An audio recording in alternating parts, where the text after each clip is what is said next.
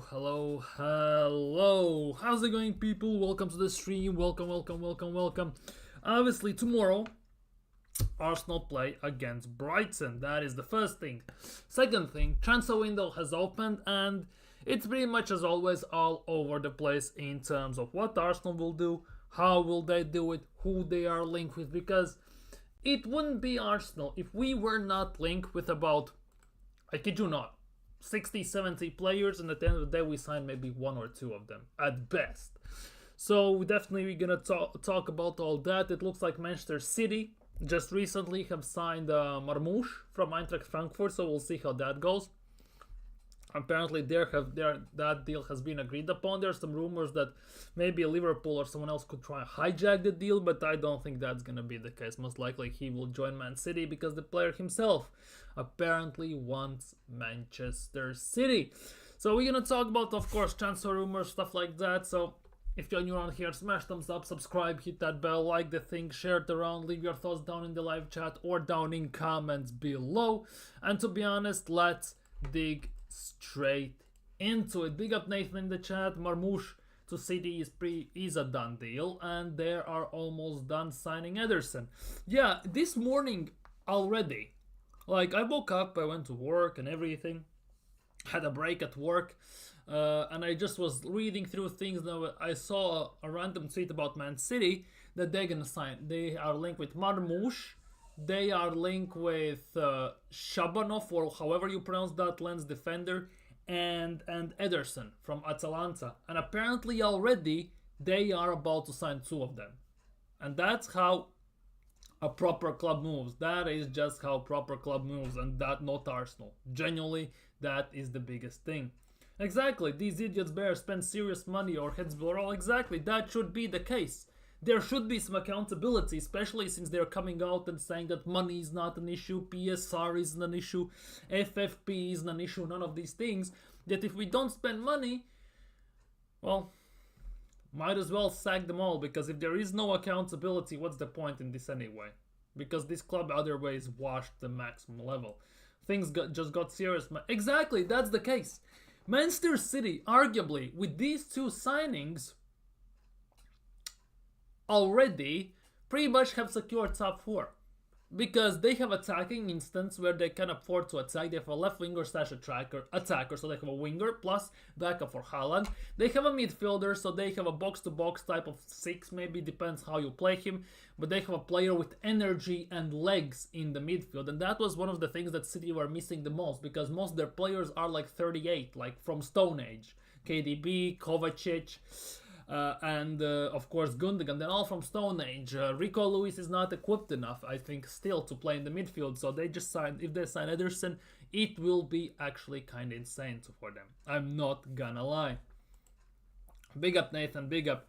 Well, it was New Year's, so nothing special happened, just celebrating New Year's, of course, in terms of that. Big up Nathan, big up. Of course, yesterday these news broke that Arsenal apparently are considering signing Real Sociedad's attacker Cunha Kubo this winter, this transfer window. The Japanese international is already aware of Arsenal's interest and is open to joining. That's according to Marco Moya. Go figure if that's real or not.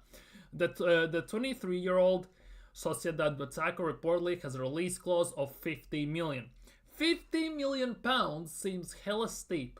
Seems way too much in my opinion. For me personally, 50 million for Cunha Kubo seems way too much in that regard. Pounds especially, because that means he's about, what, 55, 60 million euros. That seems way overpriced, way overhyped, and in an instant should not be a thing. Because personally, that's, for me, for those 50 million, you can get someone better. You can get more of a key player, I think, in that regard for the same amount. With the City news, I want Osimhen. Even on loan, we need a proper striker. We need a striker, we need a winger, we need quite a bit.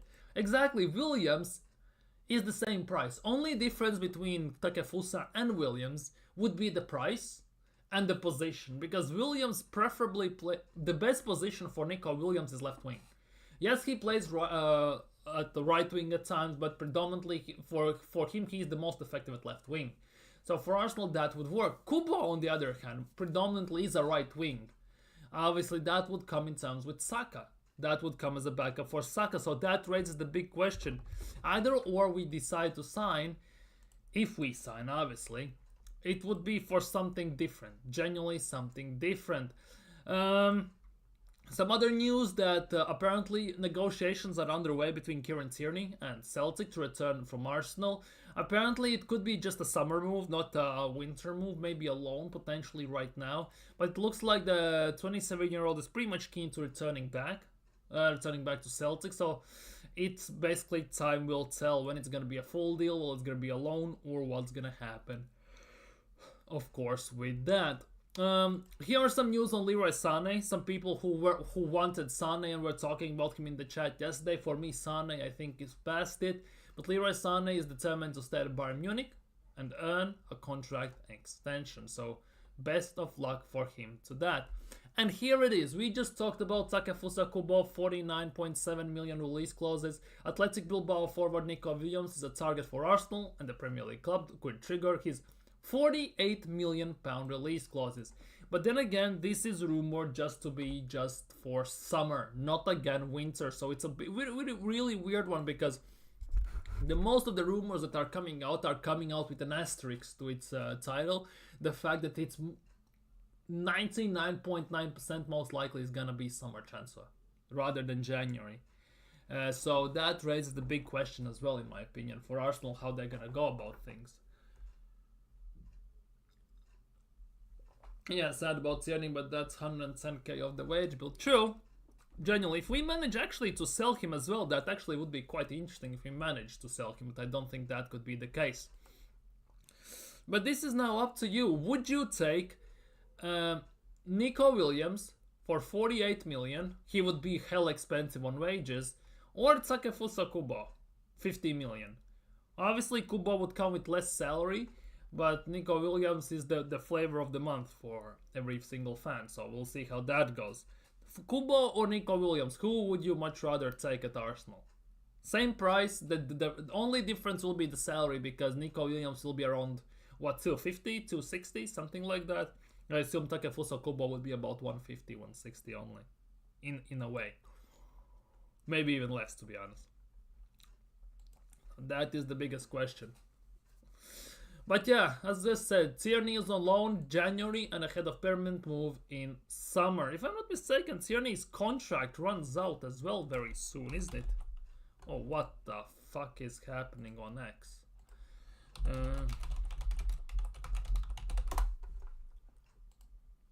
Here in Tierney's contract runs out in June 30th, which means at the end of the day that he's gonna go out on loan this January, and he's gonna leave on free in summer. So this is a quite fantastic deal Arsenal have struck here. His contract runs out in June 30th in 2025. So Arsenal are not gonna make any money as always, as whatsoever. Same job. I'd spend a bit more and get Gordon, too expensive for Kubo and Williams. Could be the case, definitely. Mitoma, and they will make up for some of the foolishness. I don't think we will. I genuinely don't think we will get Dani Olmo. Doesn't look like that. Seriously, doesn't look like that. Although there could be some rumors that are floating around, but who knows if they're gonna come true or not.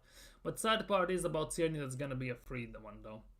But this is one of the recent ones. Apparently, Football Insider understands, that's a vague statement, that Arsenal are working on a January move for Mateusz Cunha. Wolves are extremely reluctant to let the move happen, apparently, but Cunha wouldn't be against that to happen. The biggest thing is that Arsenal are close to agreeing personal terms with Mateusz Cunha and want to sign Wolves forward this month, as per multiple sources. However, the stumbling block is going to be whether the Gunners can convince Wolves to sell, because there, as we know, Arsenal will have to overpay if they want to sign him, and there are rumors that Arsenal want to pay about 50 to 55 million, but Wolves want about 65 to 70 million. And given that they sell Mateusz Nunes for about 60 million and stuff like that, I actually can see it. Why? Because Mateusz Cunha is much more important to them. He's one of their leaders, if not the leader for them, scoring goals and assists. And if Arsenal would want to take him, we would have to pay the top premium price. And this kind of also makes you think, if we were going for after Anthony Gordon, for example, wouldn't that be even more expensive, since he's English and one of the players we could be going after, and he's one of the leaders of Newcastle as well, and Newcastle are in the fight in a way for top 10 and top 6 even. I don't have the energy for sagas. I want to see players holding the shirt. That is the biggest issue. And that is one of the things, as an Arsenal fan, you need to be prepared every single freaking window.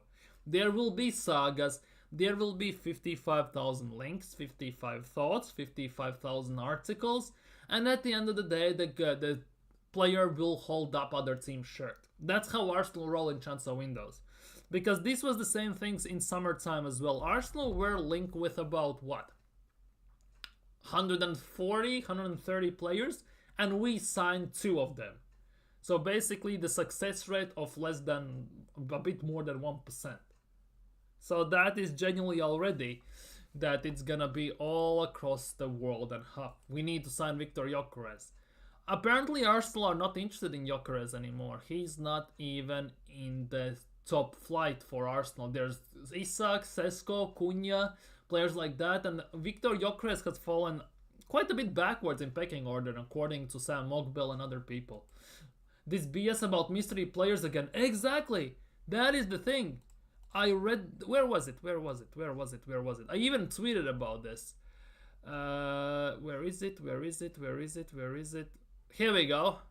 Again, Team News and Ticket says the same thing. One unnamed player is very close to agreeing terms with Arsenal, but a difficulty with the move comes with getting him out of the current club. That sounds like Mateusz Cunha, I'm not gonna lie.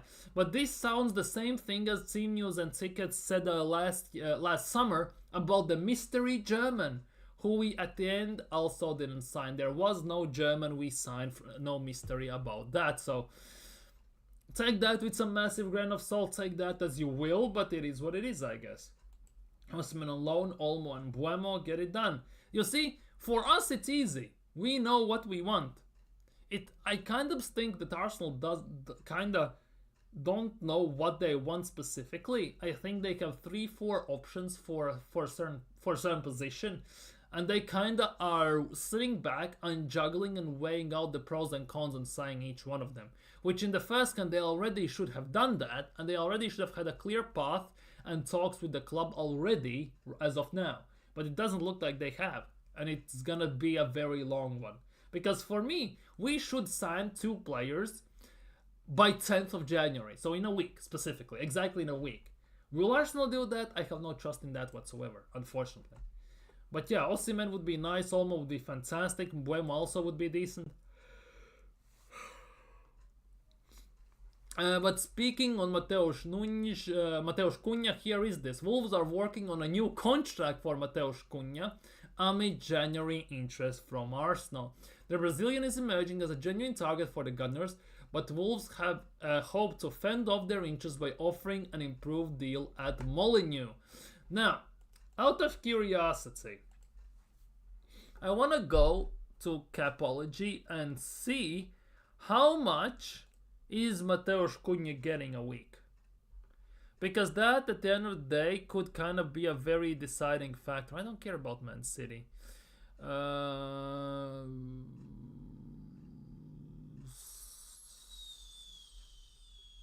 Wolverhampton. Let's see. Mateusz Cunha currently, apparently, is on 60 grand a week. On 60 grand a week. There is no money that Wolves can offer to him that Arsenal should not be able to outbid. Genuinely and realistically speaking. There should be no other money they can offer. Honestly. Will it be the case? I kind of doubt it, but there should not be any money Arsenal could not outbid. Exactly. If Arsenal really want Cunha, Pay the money. That's it. 70 million, 65, 70 million though. That is the biggest issue, I think. It's not per se the salary, because Arsenal definitely can outbid Wolves in a very easy fashion in that regard. Is the fact that Wolves allegedly want about 65 million for him. The issue about this is, though, they should not be able, they should not be in such a hurry, allegedly according to Sam Mogwell, to work on a new contract if they don't want to accept anything less than 65 million. Because if you pay them 65 million, it's led to believe that they will sell him no matter what. So what is the point in increasing his salary if he gets sold anyways? So I don't think those 65 million actually, that is speculation from my end now, but those 65 million is just basically a yellow page story, just a duck that's been sent out in the world in a way that it's actually not real, it's fake. It could be much less, and they need to re-sign him on a bigger deal solely because then they can ask for more money. Because if they want 65 million, it doesn't matter the salary that he's on at the moment. Because if Arsenal pays 65, Arsenal are gonna get him. Arsenal can outbid him salary-wise on any given day, Wolves.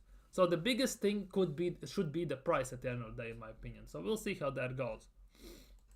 I can see it now. After we scrape 4, they will make excuses for January about not having director and say it's a pros. Exactly.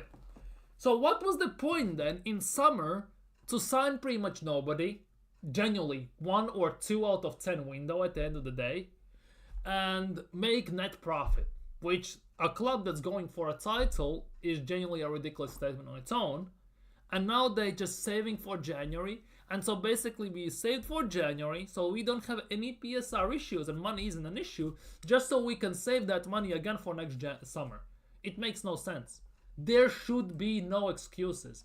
Currently for Arsenal, there are no excuses not to sign anyone big, anyone that would make an instant impact at Arsenal. There legit are no excuses in my opinion. Apparently, Arsenal are said to be interested also in Atalanta's Matteo Retegui, which is just I don't know if this is true. Gunners are joined by Aston Villa following his recent news of Matteo Cunha's contract talks at Wolves. Not sure whether it's true or not, but we only will have to wait and see. This is the thing that pissed me off. Mikel Arteta said today, signing someone isn't enough. When you look at the amount of goals we've scored, it's more than enough to win the Premier League. In which universe does this make sense?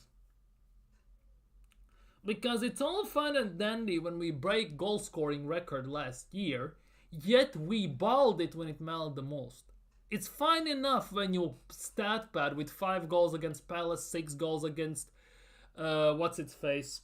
against West Ham, 5 goals against Palace, Nottingham Forest and teams like that. Well, 3 goals against Nottingham Forest. It's fine all dandy when you compensate for drawing and losing to Southamptons and West Hams and everything like that. But what does these goal records mean when you drop the points against Fulham twice, you lose and you draw, against West Ham losing 2-0, against Southampton 2 years ago, this year against Bournemouth, this year against Fulham once again, and things like that. When does that come into play then? Because then these goals mean nothing, genuinely. Genuinely means nothing at the end of the day, in my opinion.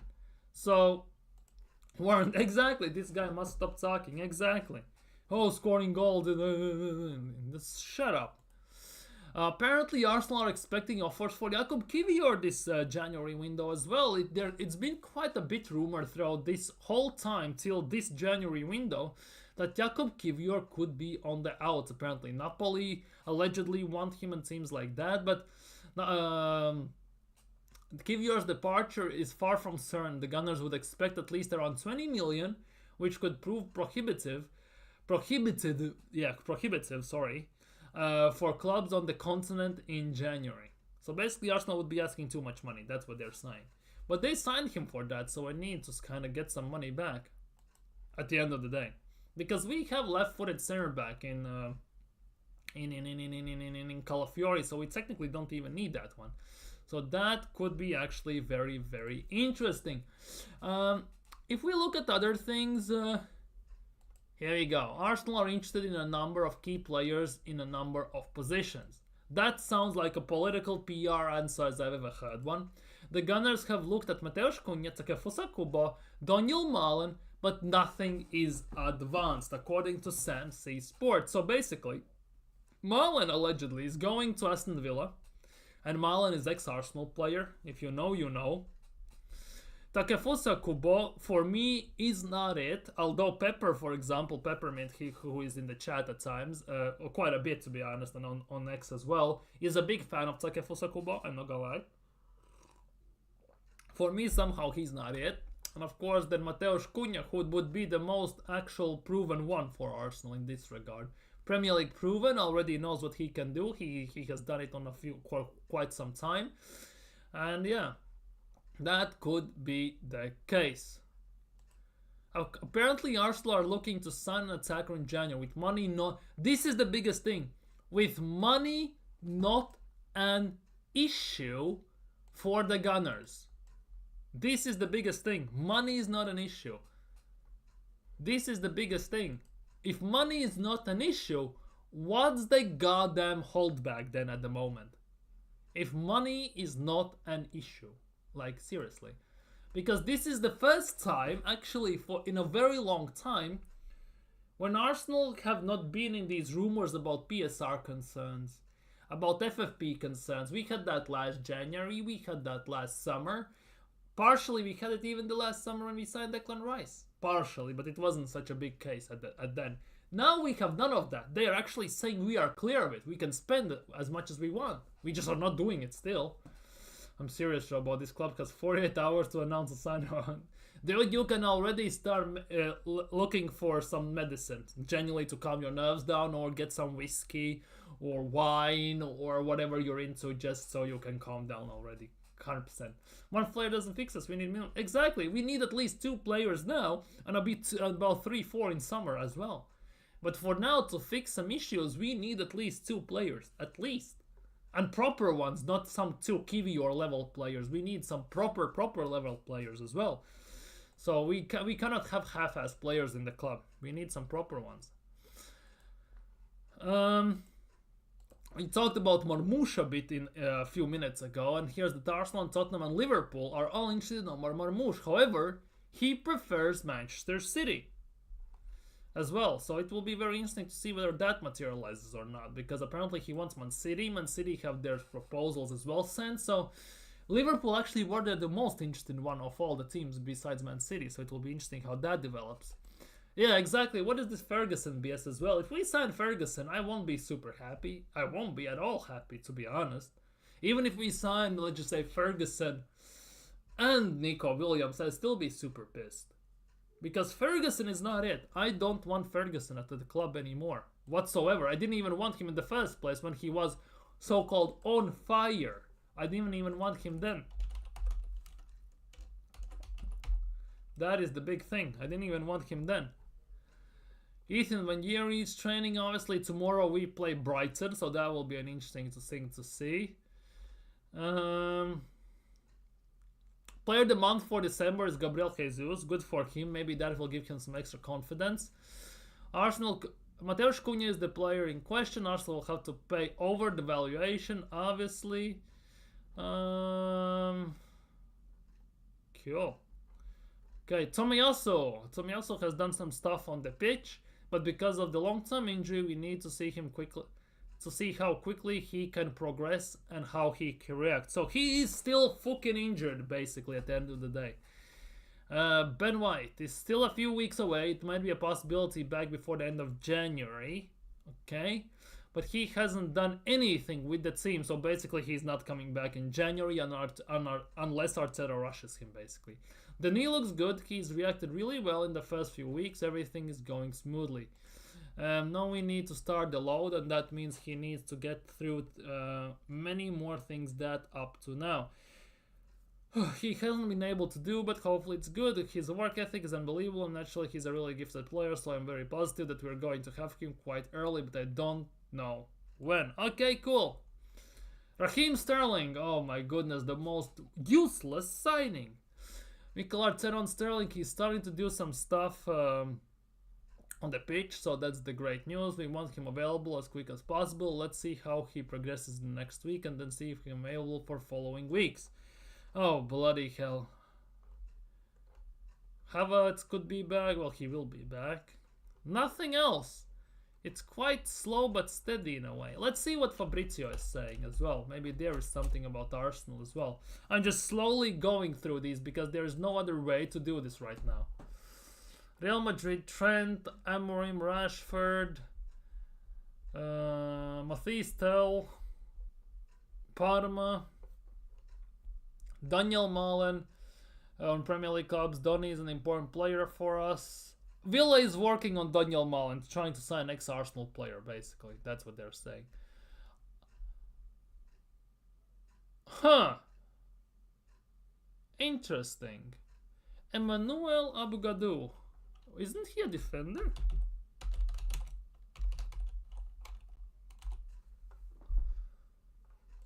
Emmanuel Abogadou Rhymes, I think it was. Was it Rhymes? Yeah, it is Rhymes. Yeah, he's old though. What the hell is that? Anyways, what else is here? Mascara, Zergzi, Zerkamplo, Ronaldo's, Arteta. Mikel Arteta, Liverpool and pressure. We as Arsenal in the last year we have been the best team in the league, broke various records and still haven't won a major trophy. Yeah, whose fault is that, you dumbass? Not signing anyone properly, not winning anything, winning every cup every year. It's your goddamn fault, you know? You're a freaking moron. On what trophy is this? Best team in 2024. Best, most amount of goals, most amount of this. Means genuinely jack all if you don't win anything at the end of the day. And Arsenal have won nothing, so it legitimately means jack all. Let's be real about this. Anyways, exactly. All you can do, you can facepalm. Now let's see what there's other. Arsenal agreed terms with Premier League forward could cost over 50 million.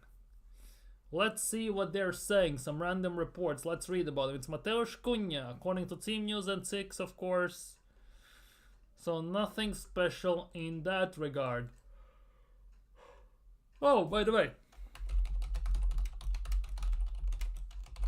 Arsenal, of course, play Brighton tomorrow.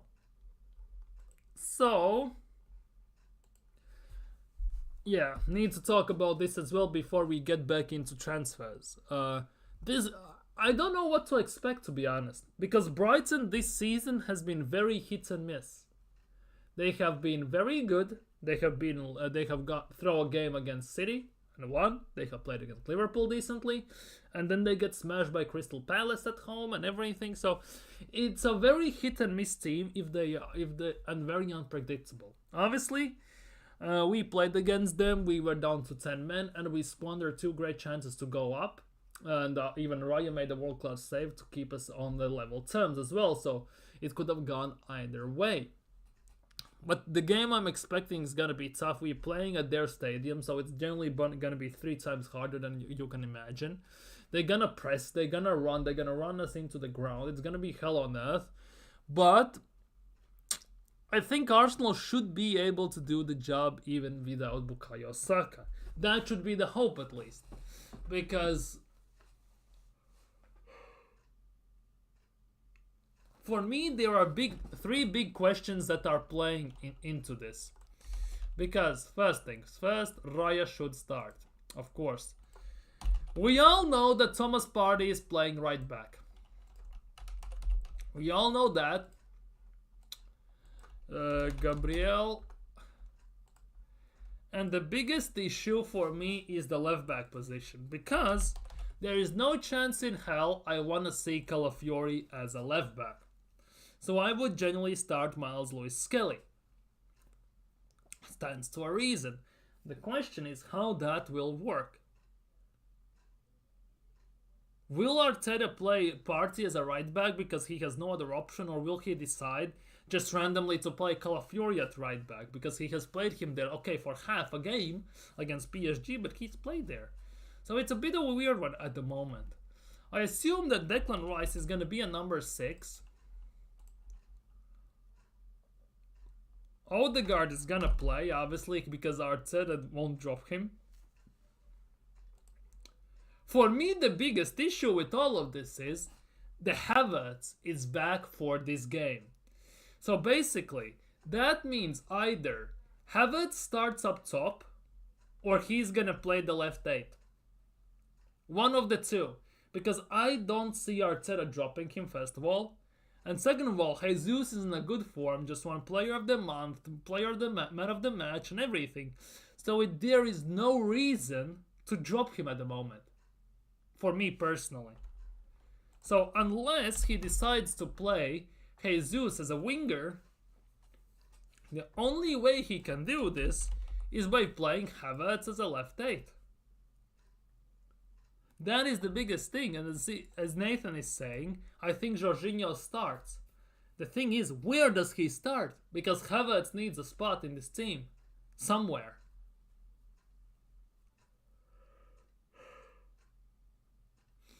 And putting him up top is genuinely the worst thing ever.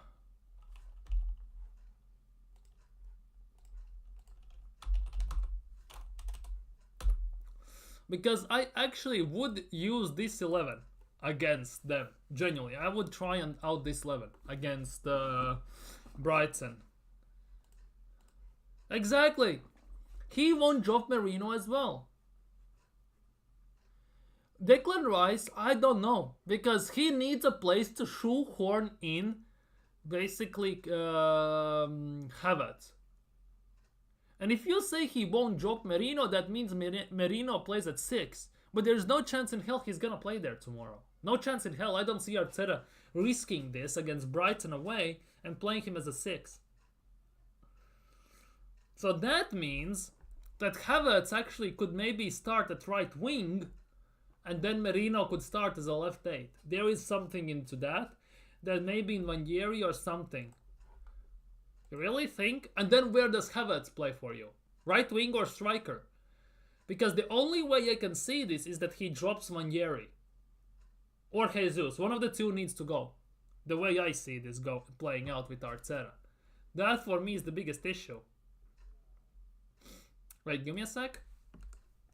My camera.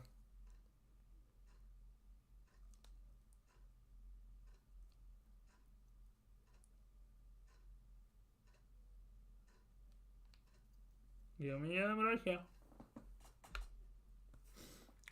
Okay, here we go. So yeah, where does that play out and how does that play out? Probably Havertz right wing, and that is my biggest issue at the moment. My camera went a bit out of focus, because I kind of have a feeling that if Havertz wasn't sick against Brentford, he would have started right wing.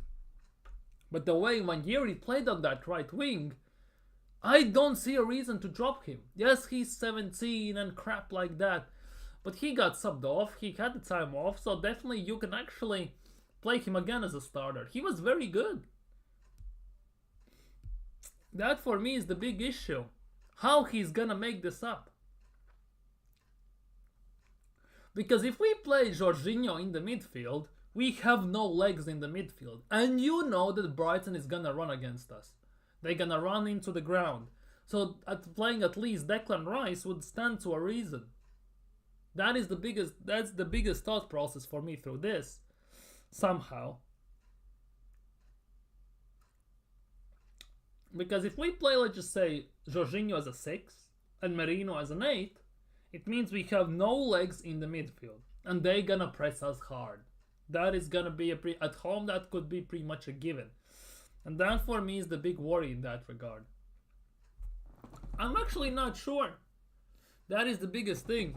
Because Havertz could start right wing, he could start as a left 8, or Mikel Arteta can do his usual stupid thing and drop Jesus and stick Havertz again up top. Because he's done it before, why wouldn't he do it again?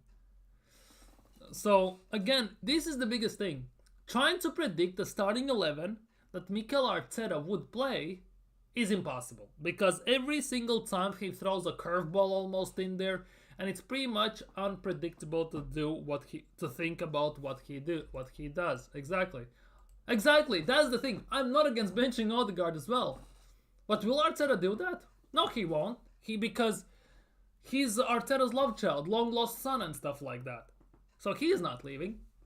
Oh, he's not dropping him. I guess I wouldn't be against dropping him as well, I'm not gonna lie. So the biggest question is, how Arteta will make this up? Because for me, the way I would set this team up, it would be pretty much the same. I would do this. I would do this. I would do this. I would play this, technically. That is the biggest thing. That is also my worry. You can't start Rice. He didn't look up to any. That's the thing. Rice has been awful for quite some time. But if we start Jorginho in that 6 role, right? We have no midfield. Our midfield is genuinely slower than a retirement home. That is the biggest worry for me. Our midfield is slower than retirement home. Odegaard is weaker than a toddler. Jorginho is also not the strongest. Merino turned like a triple-decker bus. So there is no agility, no movement in the midfield. Passing should be there, but again, it's about 55,000 touches, especially with Odegaard. And there is no movement forward again, because everyone wants to take touches, pass backwards, and recycle the ball. Only direct one in the midfield and the attack is Jesus and Wanyeri, that's it. Well, technically Martinelli as well, all the attacking three. The midfield is very pragmatic in this instance, and we need someone progressive in the midfield, and we just don't have that. And that for me is the biggest issue. That's why I wanted Rice there, because no matter how you look at it, yes, he doesn't do it as much as he did it at West Ham, he still is a bit of a ball carrier. That is for me the biggest thing. Parts at right back such ways. But that's the thing. We could play someone else there. We could play 3 at the back even. And stuff like that. But Arteta won't do it. Which means we need to panic and make shift players there. Which means Thomas Partey is going to play right back. Especially since he arguably came off from almost pretty much a man of the match performance against Brentford away. He's now going to get shifted into right back position. That is one of the biggest issues here. In my opinion, at least. And there is nobody else to play at right back. That's what's worrying in all of this is. And Thomas Partey versus Mitoma is a bit of an interesting one. Miles Lewis-Skelly against Adingra as well is a very interesting one, how those will look. Of course. So, there are more questions than answers, and predicting how Mikel Arteta will set up the team is pretty much impossible. Let's face it. For me personally,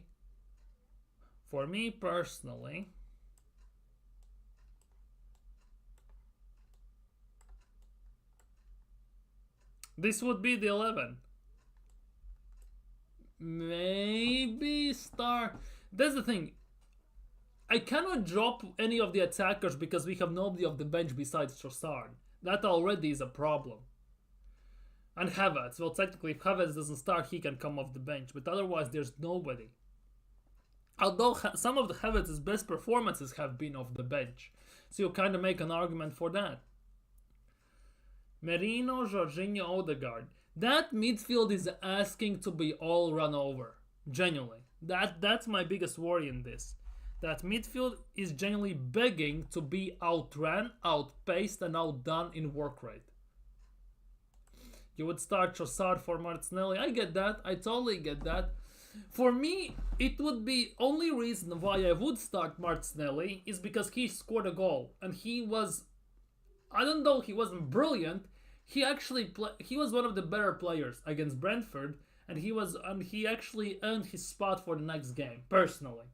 And I would like him at least to try and build up on that. Because Martinelli is a confidence player and he needs some confidence.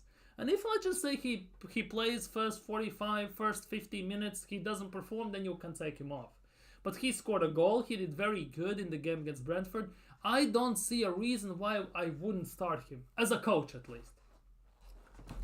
That is the big thing, personally, because we know that Brighton is gonna press. They're gonna push forward, which means we actually could try and catch them out on some counters, given maybe. And Martinelli actually could be very helpful in that. So it's a very 50-50 in that regard for me.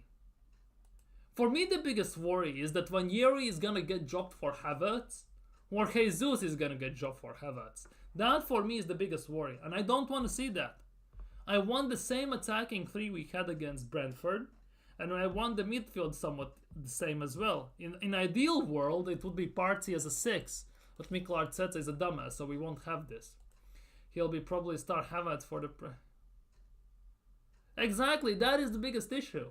He will start Havertz for the press, and that means that some player who actually was in form against Brentford or picked up form will gonna miss out. I think we need to move Tommy and Zini on and at the end of the season. Exactly. We need to get out Tomiyasu, Zinchenko, Kiwior, obviously Jorginho, Partey, Nelson, he's still here, Marquinhos. There are lots of them who need to get out. 100% agree. Big up Mr. Berko. He will drop Ranieri because Havertz is bare of the ball.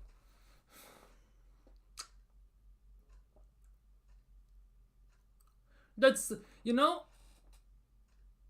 I can see Arteta doing that, and that really makes me angry. Because it's such a bullshit reason in a way to do so.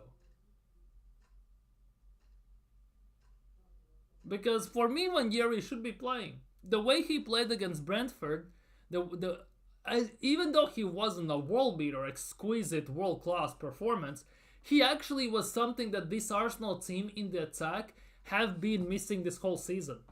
And we need more of it. And that's one of the biggest reasons why I would start him. Directness, no fear, taking on, skilling, dribbling, step overs, getting past and blowing past defenders. 100% I would start him. That is for me the biggest thing. You know how Arteta is. He will hook Odegaard at 60 minutes to bring on Ranieri. 60 minutes is too generous. Ranieri usually comes on about 70 at 75th, I think. Somewhere between 65th and 75th minutes, somewhere in that timeline he comes on. Marquinhos should be back. I think Brazilian season is over. His loan is done. He should be back, I think. But yeah. Anyways, I'm going for 3-1 Arsenal. We cannot keep a clean sheet in a away game to save our lives, so I think we're going to concede once. But I think we will rise to the occasion. At least I hope so. And we're going to win 3-1. I'm going for 3-1 win with Ranieri scoring if he starts. That's if he starts. Ranieri scoring. I'm just thinking about how Brighton plays. With Jesus scoring and with Trossard or Merino scoring. I think Trossard off the bench or Merino as a starter will score, in my opinion. But time will tell. What does Odegaard even do besides organize the press? He did take a set piece. When was it? When was it? When we played at home, I think it was. He hit it straight into the wall 2 times in a row. Then he hit the ball in the row Z and one outside Emirates alone. He overholds the ball, does too many touches, slows down the gameplay, never does the risky proper ball in between the lines, thread the needle passes.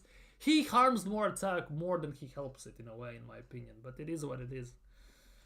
I can see us win. Martinelli one. I can see us win, exactly. I'm thinking 3-1. I think we will score, but I think we also will concede. We haven't kept a clean sheet in a away game in Premier League since, well,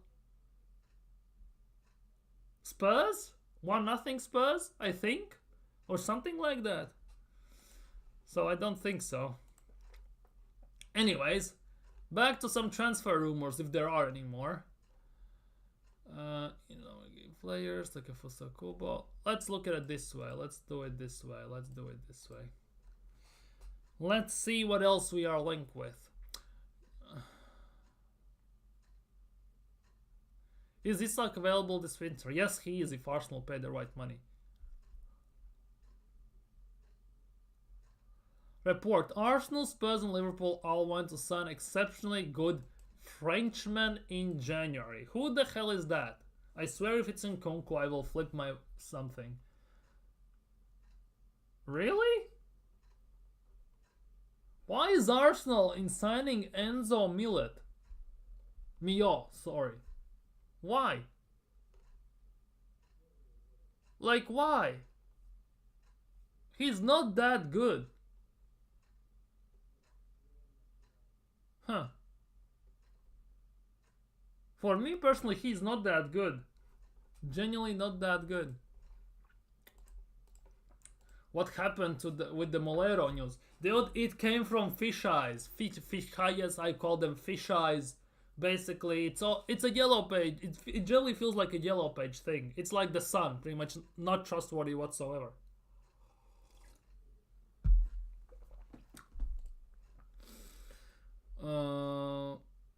Arsenal plot swoop to sign 35 million Bundesliga star with 13 GA.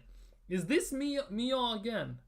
Because if it starts to pick up the pace, it's actually gonna be hella nuts. It is actually, it's Enzo Mia.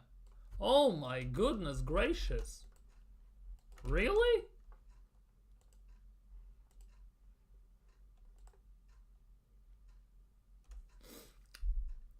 There are some Turkish links with Galatasaray, if I'm not mistaken.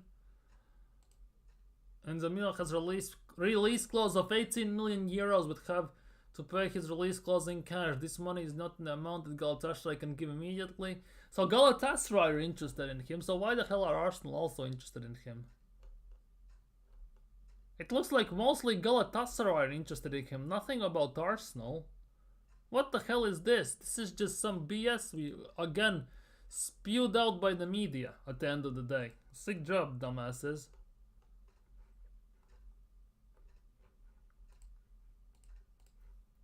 Bring him, we need bodies.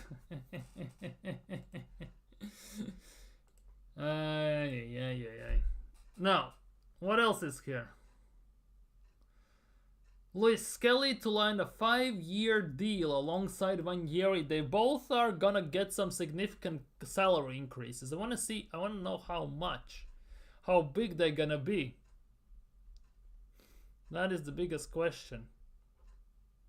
Because there are rumors that Ranieri is gonna be on about 60-70 grand a week.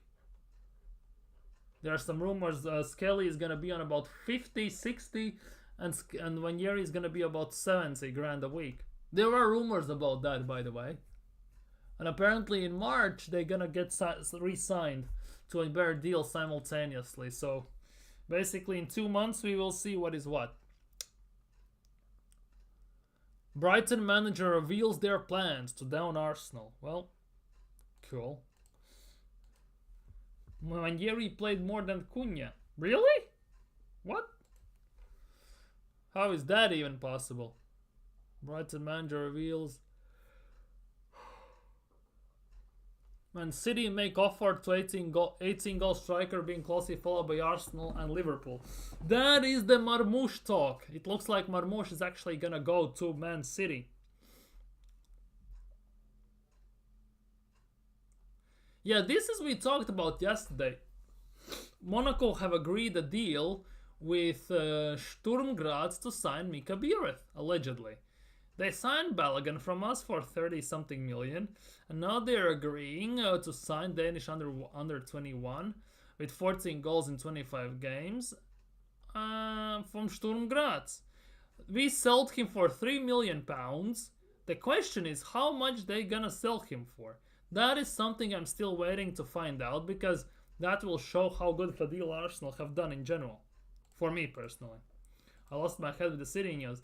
The City are a proper club.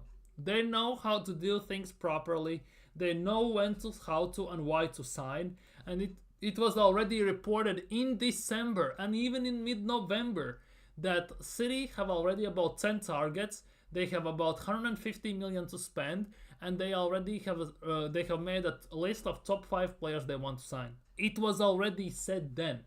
They knew when they started to lose games, drop points, Rodri got injured. They already instantly set up a plan. And they're now executing it. That's about it. City are run like a proper club.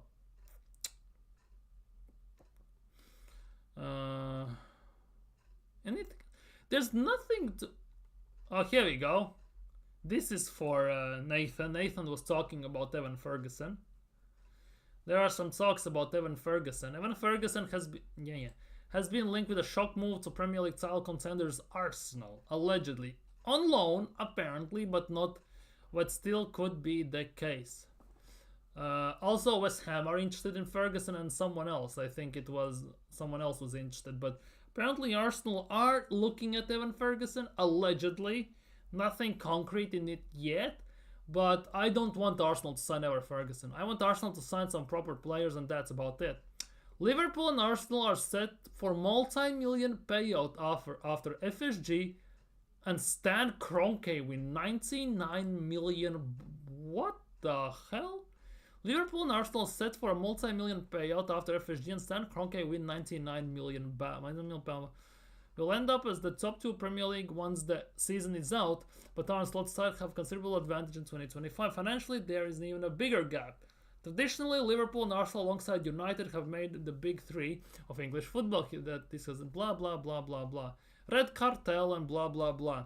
Well, there's a Chilean shadowing well from themselves the Premier League history of France. They will sadly... Oh, Liverpool are gonna go to Japan. And the Gunners... Oh, it's the insurance lawsuits. Holy crap. Look at our Stan Kroenke's net worth. 13.4 billion. And we cannot sign a goddamn player. 13.4 billion. That is Stan Kroenke's value. Net worth. 13.4 billion. Dude. And we cannot even get 2 pennies, 100 million to sign one player. That's how embarrassing it is. That is actually kind of wild when you think about this. Holy crap. Holy crap. Anyways, anything new here? Don't care. Call of Fury, Squid Game 2, don't care. Arsenal interested in number of players. Oh, for fuck's sake. It's really annoying. X is glitching. Yeah, we have even more money now, but we are not gonna spend it, allegedly.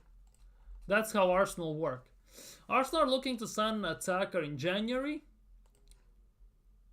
If you had an option to sign one, just one of these four, who you are signing? Just putting it out there. Who you are signing if you have a chance to sign one of these four?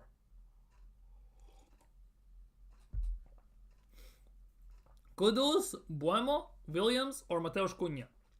4 players, potential to sign. One of them you can. Who you are signing? I don't even know. That's how it goes. Because when you think about this, 3 of them are Premier League proven. All of them have done something, and they can play in countless positions. Kudus can play right wing, number 10, technically a number 9 as well. Buemo can play right wing, number 10, no, number 9. Nico Williams plays predominantly left wing, right wing, mostly left wing, but we'll see. And Cunha can play striker, number 9, number 10, and maybe even out wide potentially. So that kind of goes either on Buemo or Cunha. So you're basically out of these 4, your first choice is Mateusz Cunha, by the looks of things. Mateusz Cunha.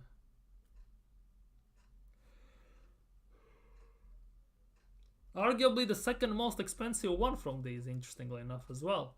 Kudus has like 80 million release clauses, so we have to pay that. Buemo would be about 50-60 million, plus the money we pay him in salary would just come together with what we pay for Cunha. Nico Williams is the cheapest one on paper due to release clauses, but the money he would demand in salary is about 250 or something like that, so we would pay him well over the odds. So Cunha technically is the face value second most expensive one. Yeah, that's the biggest thing. If Arsenal would have signed Kudus last summer, well, last summer, no, the summer we signed Havertz, the dumbass idiot, when we had a chance to sign Kudus, because we could have signed Kudus plus we could have signed Kudus plus someone else for Havertz's money. That would be a different thing because Kudus was about 40 million then. Now that he has signed a deal, he has release clauses, one of the best players for West Ham. He's 80 million. If we signed him 2 years ago when he, well, last year and a half ago when he was 40 million, I would be actually quite happy. Cunha is just, exactly, it sounds stupid, but we need that. We are very systematic, very robotic, and very, very, I don't know how to say this, but very, very, I don't know, predictably pragmatic, let's just say. We need someone who can create something out of nothing and who can do something unexpected, unorthodox on the pitch, if you will. And I think Cunha kind of screams that in a way. Similarly, like Cunha screams that, and Nico Williams screams that. That's why Kubo won't be the worst. But he's very weak. That for me is the biggest issue. He misses quite a few chances, and he's very weak on the ball in a way. I know it's a very kind of weird reason why I have doubts about him, but when I watch him to play for Sociedad and everything, he feels weak. He genuinely feels weak. That for me is the biggest issue. He has the pace, he technically has the ability, but he needs some technical improvements. He needs to get stronger and everything, and that for me is the biggest question. Would it work? Would it genuinely work? That for me is the biggest question about Kubo. And 15 million as well on release clauses is quite a hell of money. When I look at Williams, I don't see someone who can put in a UCL clutch performance. That is the biggest question. For Spain, he did good, but that's an international tournament. You can't take that for granted. First of all, you shouldn't. You could learn from it, but you shouldn't take it for granted. Plus, they're coached by De La Fuente, who has coached almost every single Spanish player from under 14s to the main squad now. He has coached all the teams, so he knows what these players are all about. I don't know.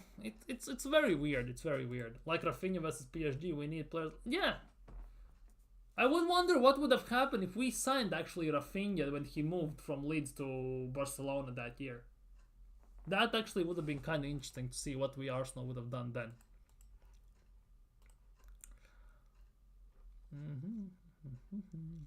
Anything else on Mateusz Cunha and stuff like that? Oh, here we go. No player has won possession more times in the attacking third in a single Premier League game than Mikel Merino did against Brentford. 5 times.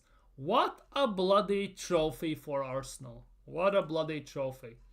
And then you put in this quote, Mikel Arteta, when I lose a duel, I'm upset. Oh, holy crap. Holy crap. To say the least, let's be real.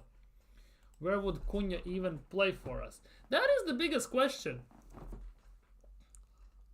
Because technically he can play striker, he can play number 10, and you can put him out in a wing. But he's not a touchline winger, he's not a pure number 9, he's not a pure 10, he's something in between that can roam around all the time. Similarly like Alexis Sanchez, he wasn't a number 9, he wasn't a number 10, he wasn't a touchline winger. He was someone who, if you give him the freedom, he will get the job done no matter what, and he will do the thing. He needs freedom. He needed freedom. And that's the similar what Mateusz Cunha needs. Exactly. He's not a winger, he's not a pure 9. He is not even a 10. He plays a free role attacking mid. Exactly, that is the case. And since Mikel Arteta is very stubborn, he is very controlling, micromanaging and everything, I kind of believe that he's not going to work. Because I also believe that's one of the biggest reasons why, for example, Nicolas Pepe never worked at Arsenal. Because if Arteta gave him his freedom and he gave him chance to express himself, you saw the flashes of brilliance in that player, in my opinion. But as soon as you box him in a certain way and you kind of handcuff him in his development, you kind of box him in and he cannot express himself, he becomes absolutely useless in a way. And that's what's one of the biggest issues with modern football. playing this systematic, controlling, micromanaging type of football, which basically strips away the identity from a player, from his ability, from a football club in a way, and everyone else. That's for me is a big issue at the moment in football. In that case, Buemo will be the best. Have to be disciplined to play. Yeah, in that instance, yeah. Exactly. That instance, Buemo is the bun. He also would run himself into the ground. He would run and press all the time. Otherwise, yeah, I don't see it. Because of those, that's the thing. We are naming names. We want Osimhen, we want Cunha, we want Ederson, even though he's going to City apparently and everything. But we also need to look at it from the other lens. Because we need to see what Mikel Arteta wants in his team. As weird as it sounds, we should buy players and make system and adjust system to work for them. But we are buying players to fit Arteta's system. And if we are starting to look from that lens, Kudus is never gonna work. Cunha is not gonna work. And the only way, it's only that Mbeumo is gonna work in that regard. See, I want Olmo as well, personally. I think we should have signed him in the summer, by the way, but we didn't. Now the question is, would he work under Mikel Arteta now? As a right wing, number 10, would that work? Would Arteta give him the ability or take the shackles off and allow him just to go for it? That's for me the biggest question.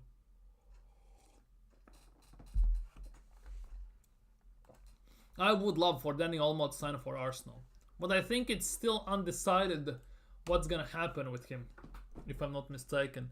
It's still on the side. Why is Kenan Yildiz training? This is kind of worrying. Oh, he scored for Juventus again. Oh boy, Turkey has some nice attacker. Another nice attacker they have. That's actually kind of interesting to see. So, Mateusz Cunha is emerging as a genuine target for Arsenal, but Wolves are determined to fend off injuries by offering the player an improved deal, which could include a release clause.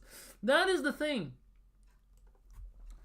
They should be not able, if Arsenal actually want Cunha, right? Let's assume they should not be able to fight Arsenal off, because Arsenal should be able to outpay whatever Wolves are paying him, because Wolves are not gonna pay him 150, 160 grand a week. Let's be real. Arsenal can. The thing, and they wouldn't be in such a panic to sign a new deal, put in a release clauses, if Arsenal wouldn't actually be threatening what they're gonna pay. I don't think Arsenal are gonna pay 70 million or 65 million for him, as it reports that Wolves want. It's been said that Arsenal want to pay about 50, but and I think Wolves are kind of scared that Cunha would accept the 50 million. The club somehow would accept the 50 million. Kind of feels that way. Because if there was no shadow of a doubt that the club won't accept the 50 million and it will stand still, would stand firm in their ground for the 65, 70 million, they wouldn't be in a panic to re-sign the deal. Because it doesn't matter what money is Cunha on, because Arsenal cannot pay Wolves, and if Cunha hands in transfer request, it also doesn't matter what money is he on. So there is something not adding up in my opinion with that, in this action. Not completely ruling out the move, obviously. But yeah, there's something not adding up with that. Let's just put it that way. Anything new from Fabrizio? Nope. Let's see what else is here. Anything on Arsenal news? Let's see. Nothing in that regard. And anything from Ornstein? Ipswich makes 16 million offer to sign Ben Doak from Liverpool. Oh, cool.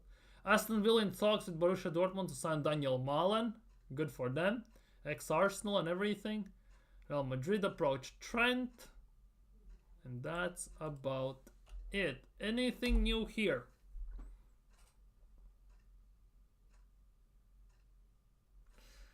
The focus is Arteta discusses some crap, basically, again. Let's see what Arteta is discussing.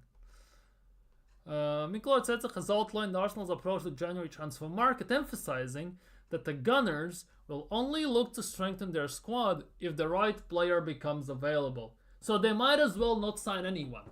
Because if Arsenal gonna sit here and wait for the right player to come available, it's never gonna happen.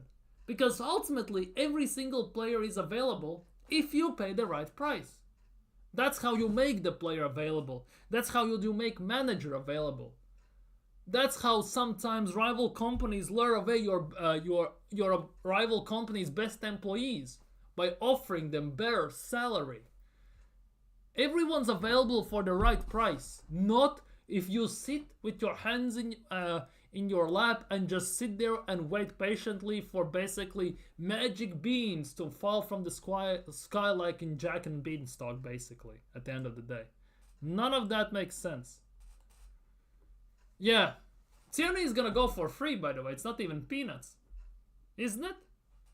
Because Tierney apparently is gonna be alone till the end of the season, and then he's gone because Tierney's contract runs out at the end of this season. So technically he's gonna go for free unless they actually buy him right now for about 5 million or something weird like that. That could be the only reason. Otherwise, I don't see it, genuinely. Okay, I'm gonna do it this way. I'm very sorry it looks weird, but roll with it. I'm gonna fix it after this article. Well, Arsenal are both talented. Team injuries have been difficult. Currently, Bukayo Saka is sidelined. Leading supporters speculate that this could be the thing.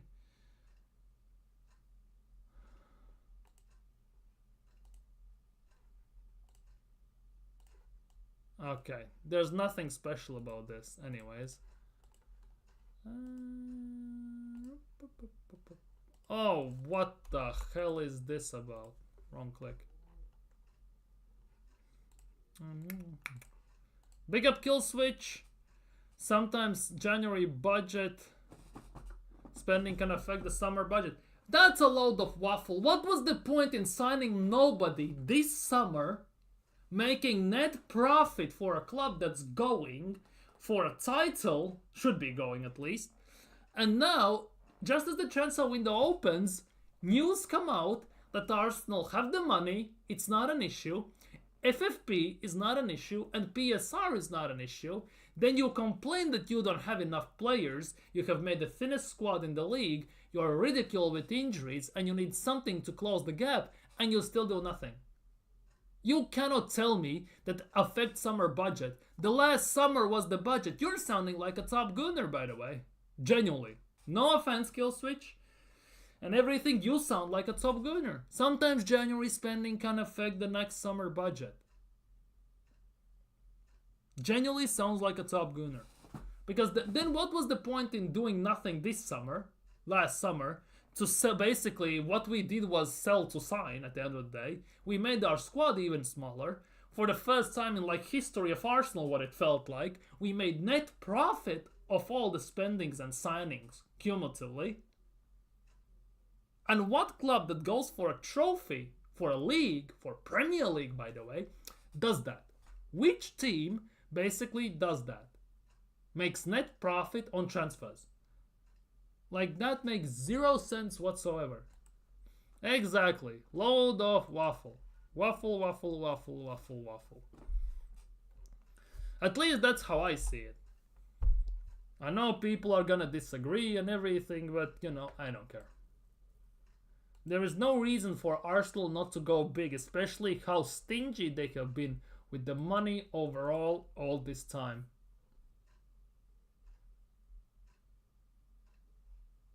Ew, signing a first professional contract. JJ Tuha. Anyhow, it doesn't look like there are any news extra on Arsenal front.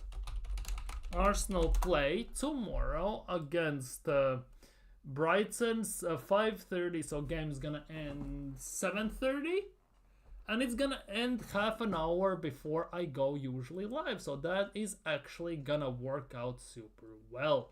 So for today, I am out. Take care, stay safe.